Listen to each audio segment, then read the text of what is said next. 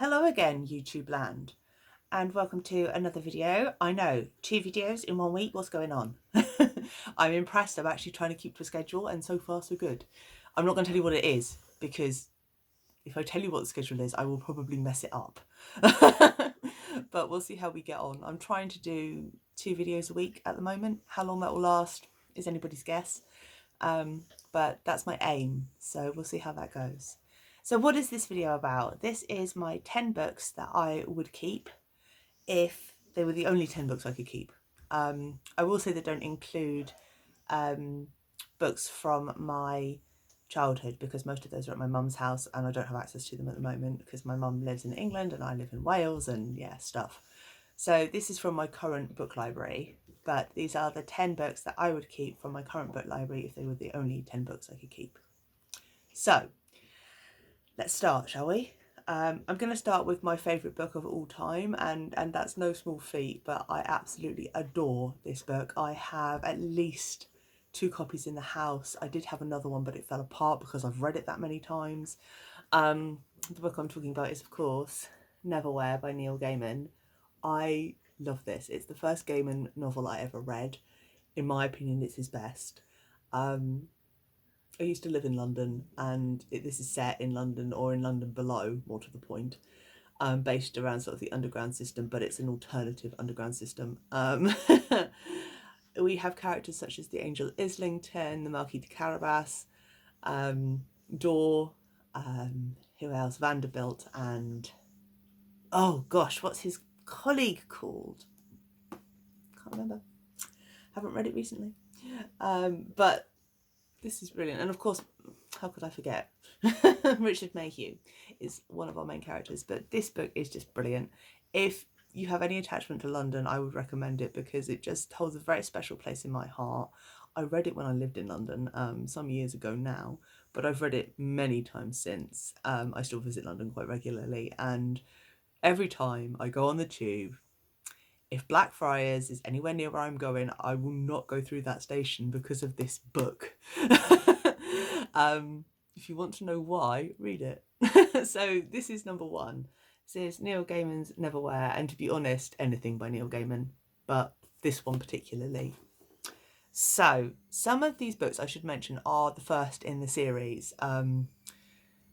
I'm not sure I could only keep the first one of the series. I might have to have the whole series, but for the sake of the video, we're just doing the first ones. So on that note, this is one.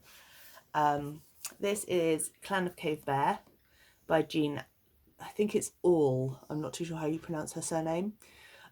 This is the first in her series of books. I don't know what the series is called. Is it called the Clan of Cave Bear series? I don't know. But anyway, there are 5 or 6 of these. Memory doesn't serve. I've read the first 1, 2, 3, 4, the 6. I've read the first 4. I haven't read the last 2 yet. These are historical fiction. They're set in kind of the glacial continent in the last ice age. So quite a long time ago. We focus on a character called Isla, and also later on a character called, oh, what's his name? Begins with J, can't think of his name. It's too long since I read these. But anyway, the first book, I don't think he's in the first book. So we concentrate on Isla, who is a young child who is found by a tribe, a Neanderthal tribe. And she meets the, or she's brought up by or adopted by, if you like, I think her name's Isa, the, what's the word I'm looking for? My goodness, I can't speak this morning. The medicine woman of the tribe, and her brother, Creb. It's a long time since I've read this book, but it has stayed with me. This is one of the very first historical fiction novels I ever read. I have the entire series. They're very well written. They keep you engaged. There's lots of twists and turns. It's really bothering me that I can't remember the male character's name. It's going to come to me after this video and it's going to really annoy me. But these are brilliant. My mum and my grandmother both read these. And they've been passed down, as it were, throughout the family, but I absolutely love them. Clan of Cave Bear, just Earth Children's Series. That's what it's called. It's the Earth Children's Series. I knew. But yeah, if you like a historical fiction, one that's really well written, well developed, has a ridiculously long storyline that goes on forever, it's just great. So that's that one. I'm trying not to talk too much about these books, and I'm going to tell you that I love every single one of them because, well, I do. So next, I've got to move. Sorry, I've sat on my feet and it's very uncomfortable. Oh, don't sit on your feet, Ruth. There we go. You can still kind of see my shoulders, so we're not just a disembodied head. That's what I'm worried about. I've got a bit of a weird angle with my camera. Anyway, enough waffling. Book number 3 is Discovery of Witches by Deborah Harkness. I do have the other 2 in the series. I have not read either of them yet. I loved this book. Again, it's kind of got a historical fiction vibe, but it's also got the whole kind of vampires, werewolves, shapeshifters, demons, ex-witches, obviously, vibe to it as well. 2 of my favourite things, supernatural beings and historical fiction. What's not to love? It's also set around Oxford, which is somewhere that my mum has visited a lot and talked about a lot. Not somewhere I've been bar once, but it's familiar to me. So I enjoy sort of hearing about the various colleges and so forth that are involved in this book. Yeah, I wouldn't be without this one. It's also an absolute chunker, so it would keep you busy for a while. Okay, next we're going to go for a couple of hardback ones. You will have heard me mention this book before if you've been on my channel for very long. So, the best book from last year, Once and Future Witches by Alex E. Harrow. I loved this book. It was just such a pleasure. Again, witchy vibes. You'll see a theme within my books. Well written, good storyline, kept you guessing, and made me cry. So emotional attachment to this one. Just, it's very special. Yeah, that one's going nowhere. So I'm going to go with an old school favourite. Again, some of you may know this about me, but I have a small obsession, and this is an old copy, so please excuse the state of it. This is Little Women by Louisa May Alcott. This was my mother's. It's been well loved, and it's missing its spine. I do have the spine. I need to get it rebound. So that's the plan with this, because this book has been read so many times. It is literally falling apart, but I will never part with it because it's my mum's and it's special. I love Little Women. It's such a lovely story. I mean, very familiar to all of us, I'm sure.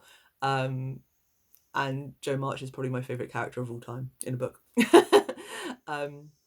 Yeah, this comes with me every time I move. It's been with me for quite a long time, and I absolutely love this book. And it also has my mum's writing in the front from when she was quite young, and it's just funny, but I won't show it because she'd probably be embarrassed if she was to see it. But yes, Little Women, Louisa May Alcott. She has written obviously lots of other ones as well. So there's oh dear, Jo's Boys.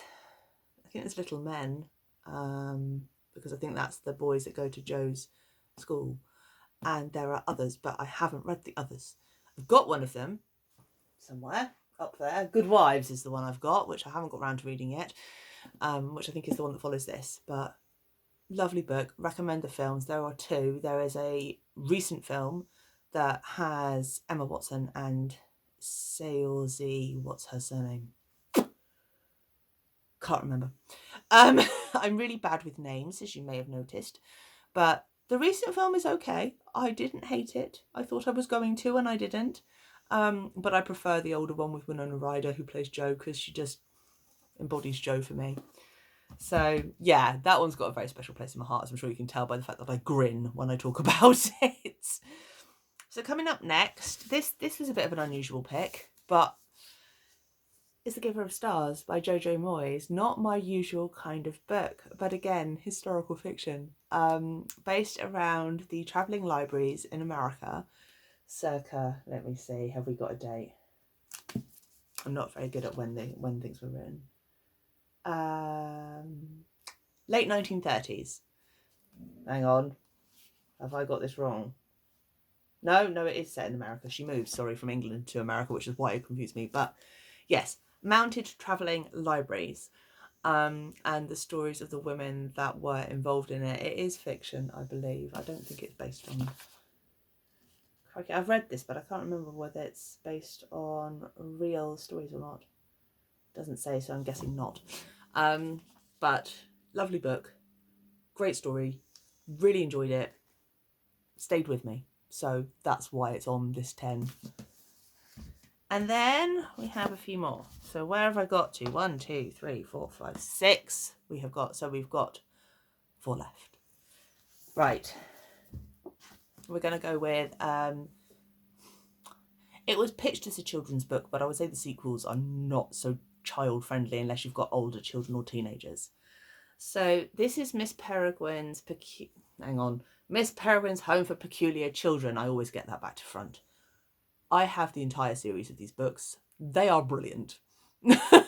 I've never read anything like them, and that's why they're here, because I would have to take the whole series, so I couldn't just have this one. As much as I love this one, it's not my favourite of the series, but I wanted to pick the first one because it's the start of the series and it's the one most people are familiar with. Hollow City is actually my favourite so far. I haven't read all of them yet. I'm working on it. I've read the first 4. So, yeah. Ransom Riggs, great writer, just the most interesting brain. Comes up with these characters, and he has old school photographs like the one on the front here, and they're kind of in various points throughout the book. Let me find you one. So we have old school pictures that kind of relate to the story and to his characters. I've never come across anyone who has written anything connected with unusual pictures, and I just love the concept. So we have this one as well, which is a bit unusual. Really liked the book. Don't bother with the film, in my opinion. It's dreadful. Okay. Oh dear, I've got 2 by the same author. Well, they're 2 different series. So, oh well, never mind. Right, so surprise, surprise to absolutely nobody who knows me, Leigh Bardugo is on here twice. Because we have the Shadow and Bone series. Again, I would need the entire series because I love these books. I have said that about every book. But, oh my goodness, these were a surprise. I only found Leigh Bardugo last year, and I have since read 3, 4, 5. I'm currently reading my 6th book by her. So yeah, let's just say she captured my heart.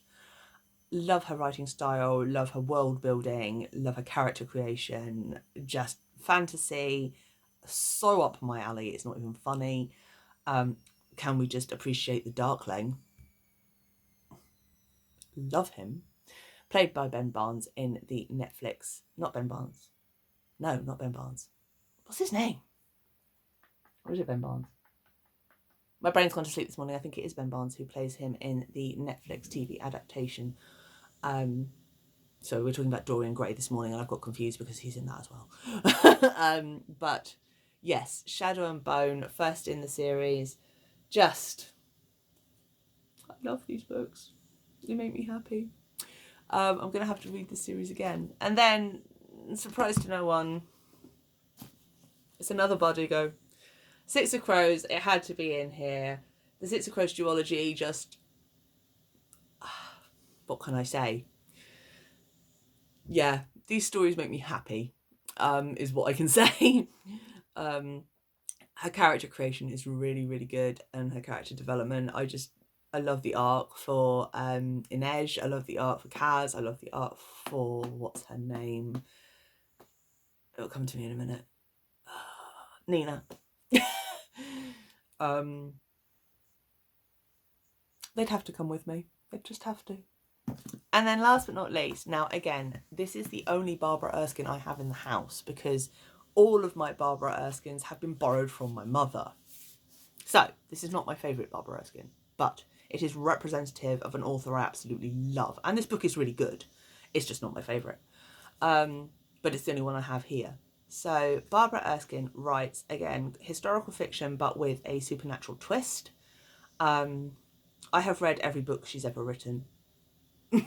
That's my mum's fault because she's my mum's favourite author too. She just is really good at atmospheric, creepy, sinister, don't read them on a train station at the dead of night by yourself books. I've done it, don't do it. It was many years ago and my train was delayed and it was late and I was reading a particularly creepy part of the book and it kind of freaked me out, but who doesn't love a good scare? So I will just read you the back of this. It says, before you follow the path into your family's history, beware of the secrets you may find. Now for me that does it because I know what her writing is like. But this would just have to come with me. She's great at time shift. She's great at characters. She's really good at historical research. Does the thing properly. So those are my 10 books that I would have to keep out of my collection if they were the only 10 books I could keep. I'm sorry about the double with Lead Up Bardugo. I didn't notice myself do that, but I find it quite funny that I've done that, to be honest, because I do really rather like her. I'm currently reading Ninth House and yeah, that's great too. Although quite different and not what I was expecting. But we're not talking about that because that's for another video. So I hope that you enjoyed this one. Leave me a thumbs up if you did, so that I know that you liked it, because I can possibly do something similar in the future with a different kind of top 10. If you haven't done so already and you'd like to, please subscribe to the channel and I will see you in the next video. Stay safe, keep happy and keep reading. Bye.